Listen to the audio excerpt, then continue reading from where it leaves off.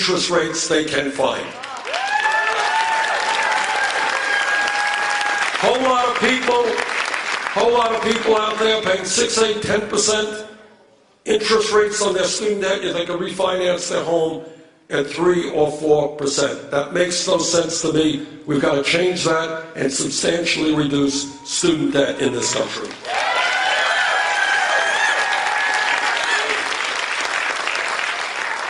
You know, people say to me, you know, Bernie, you're such a lovely guy, you're giving away all of these things. You know, how are you going to pay for this one? Pretty expensive proposition. It's about $70 billion a year to do what I want to do for higher education. And I will tell you exactly how we're going to pay for it. When Wall Street's greed and recklessness resulted in the collapse of Wall Street, they went running, Wall Street went running to the Congress and they said, oh, bail us out, bail us out. Congress, against my vote, bailed them out. Now I believe that it is time for Wall Street to help the middle class of this country, which is why I believe we should have a tax on Wall Street speculation.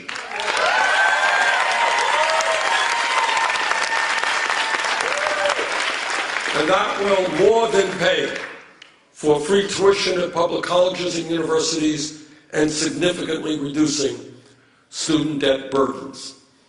Now, what everyone has got to recognize, media doesn't talk about it very much, not part of our political discussion, is in the last 30 years in this country, there has been a massive redistribution of wealth. What do I mean by that? Now, my Republican friends get nervous when we talk about it because they think maybe it means the rich are going to have to pay more in taxes. But what's happened in the last 30 years is a huge amount of wealth. Trillions of dollars have gone from the middle class to the top 1/10 of 1%, whose percentage of wealth has doubled. Middle class shrunk, top 1/10 of 1%, a doubling of the percentage of wealth they own. Now, when you have that type of massive inequality, wealth and income inequality, it is totally appropriate, in my view, to say to Wall Street, to say to corporate America, to say to the wealthiest people in this country, yes, you are going to have to start paying your fair share of taxes.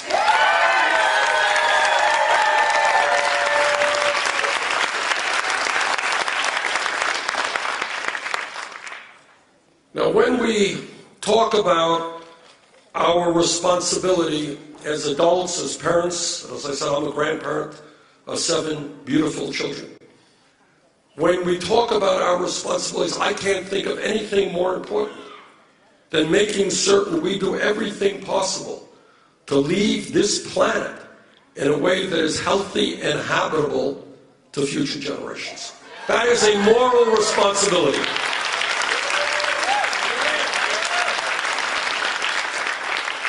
I sit on the Senate Environmental Committee and the Senate Energy Committee. I have talked to scientists in this country and all over the world. The debate is over. Climate change is real. It is caused by human activity, and it is already causing devastating problems in this country and around the world. That's just the facts. Just the facts. And what the scientists are telling us is if we do not get our act together in a reasonably short period of time, if we do not make a massive transformation with regard to how this planet does energy, a bad situation will become much worse. And what they're telling us is there will be more drought, floods, extreme weather disturbances, acidification of the ocean, rising sea levels. And what the CIA tells us is there will be more international conflict as people around the world fight over limited natural resources, water, land to grow their crops, etc. That's where we are. To me, it seems that we have the moral responsibility to work with China, Russia, India, countries all over this world, to tell the fossil fuel industry that their short-term profits are not more important than the planet we're leaving future generations.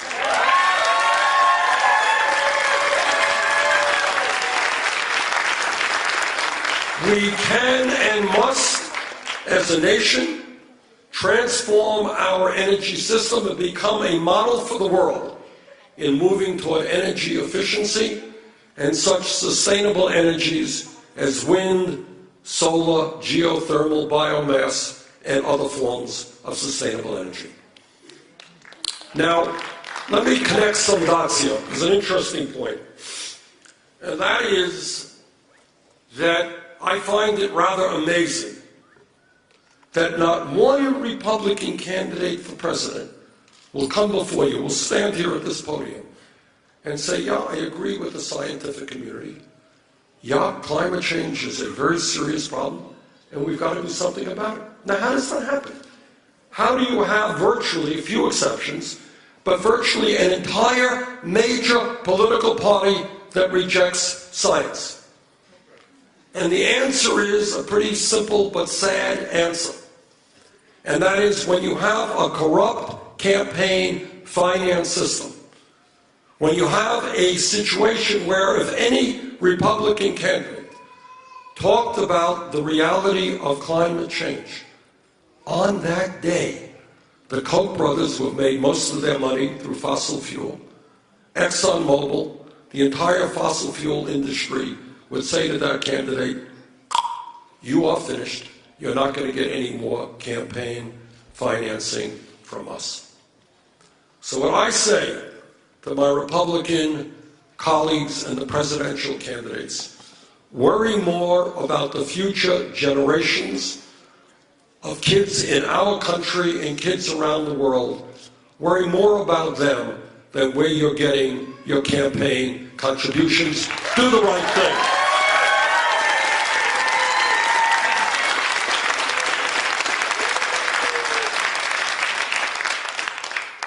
When we talk about thinking big and not small, when we talk about looking beyond the status quo, let me raise one more issue with you, and I want you to think about it for a while. There is one major country on earth, one, that does not guarantee health care to all of its people. Now, I have been criticized rather severely in this campaign for saying what I will say to you right now. And that is, I believe that health care is a right of all people, not just a privilege.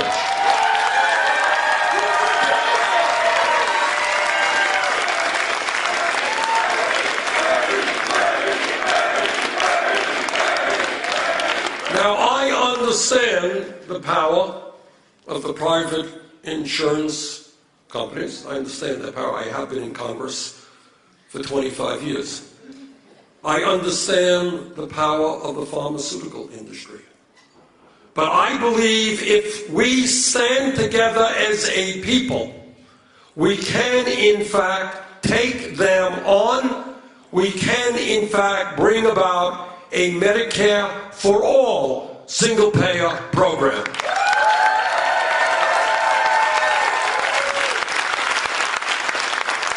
Now, I am a member of the committee that helped write the Affordable Care Act. And I believe the Affordable Care Act has done a lot of good things for the people of our country. We have done away with this obscenity of pre-existing conditions. You all remember that? This insanity by which the private insurance companies say, well, we'll insure you for anything except when you need it most. That's gone. We have expanded health insurance to some 17, 18 million more Americans, not a small thing.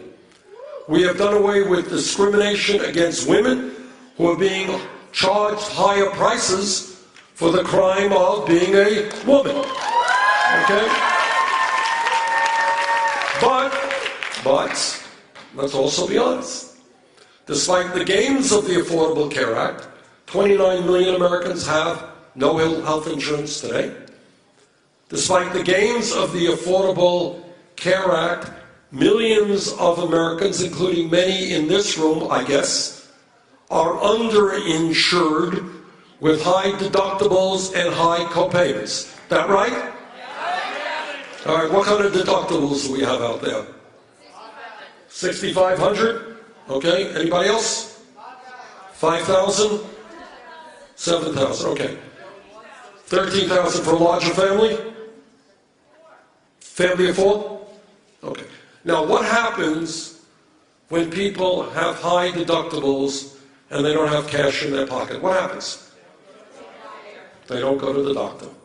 And what happens when you don't go to the doctor? You get sicker. This is the insanity of a dysfunctional healthcare system. It is not cost effective to say to people that you should not be able to go to the doctor when you need to go to the doctor. Not only does that prevent suffering, but it saves the system money. You don't go to the doctor, you get sick, you end up in the hospital at great expense to the system, and even worse.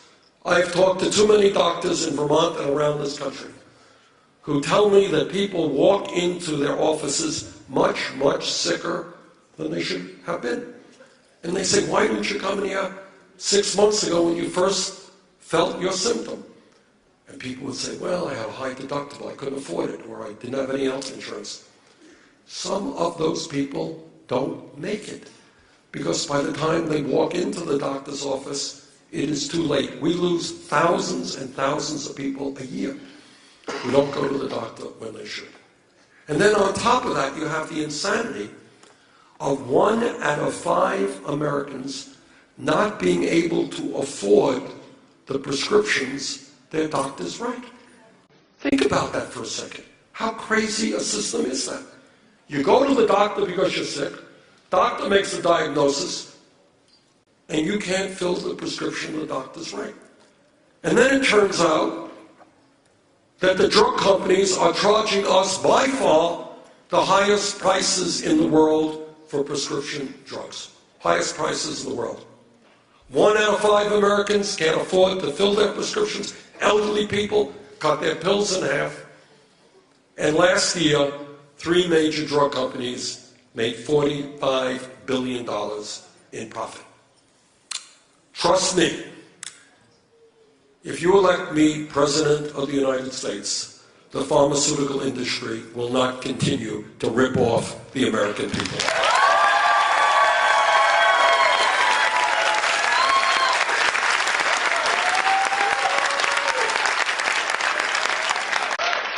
So here we are. Tomorrow is the New Hampshire primary.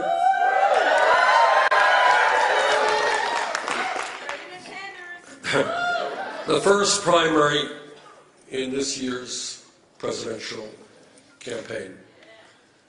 The eyes of America will be on New Hampshire, and actually much of the world will be on New Hampshire.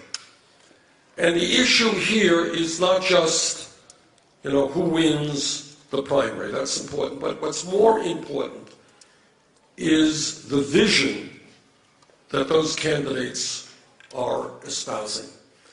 Tomorrow, the people of New Hampshire will have the opportunity to say that enough is enough, that we do not want to continue living in a country in which a handful of billionaires are dominating a corrupt campaign finance system, in which we have a rigged economy, in which ordinary people work longer hours for low wages, and almost all new wealth and income is going to the top 1%. That we do not want to continue to sustain a broken criminal justice system in which we have more people in jail than any other country. So tomorrow's election, primary election here in New Hampshire, is very much about a vision for the future of our country. Tomorrow, New Hampshire can help lead this country in a very different direction, in the direction of a political revolution where millions of people will fight to make sure that we have a government that represents all of us and not just a handful of wealthy campaign contributors. Thank you all.